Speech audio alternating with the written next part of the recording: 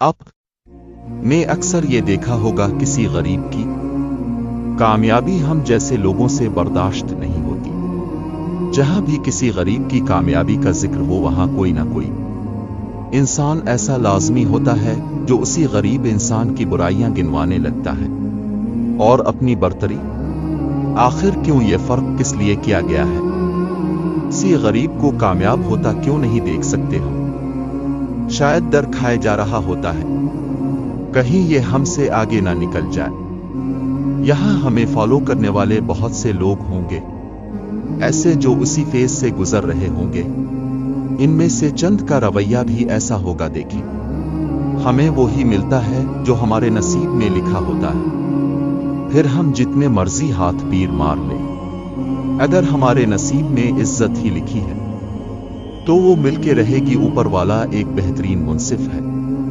बस ये हम लोग ही हैं जो बुरी नियत रखते हैं, किसी गरीब की राह में रुकावट डालते हैं। ऐसा करने से जिल्लत ही हमारे नसीब में आती है। दूसरों की खुशियों में खुश रहना सीखी। बेशक अल्लाह ऐसे लोगों को पसंद फरमाता है। हमारा मकसद आप लोगों की इस्लाह करना है, ना कि किसी की दिल आजारी। फिर भी अगर किसी को कोई बात बुरी लगी हो तो माजरत। अल्लाह अब सब का हामी व नासिर हो।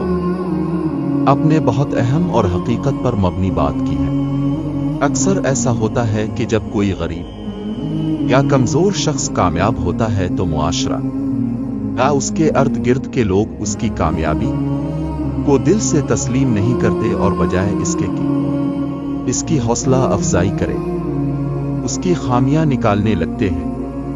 इसकी एक बड़ी वजह हसद और बरतरी का एहसास हो सकता है, क्योंकि कुछ लोग इस बात को बर्दाश्त नहीं कर पाते कि कोई उनसे आगे निकल जाए, खास तौर पर जब वो शख्स बस मंजर में कमजोर हो।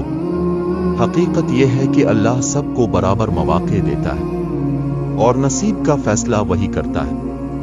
किसी की कामयाबी को रोकने की कोशिश करना या हसद में मुब्तला होना न सिर्फ अखलाकी तौर पर गलत है बल्कि ये शख्सी और रूहानी नुकसान का बाइस भी बनता है। जो लोग दूसरों की खुशियों में खुश रहते हैं और उनकी कामयाबी पर खुशी का इजहार करते हैं, अल्लाह उन पर अपनी बरकतें नाजिल करता है। अल्लाह का एक उसूल है कि जो शख्स दूसरों के लिए भलाई चाहता है इसे खुद भी भलाई मिलती है।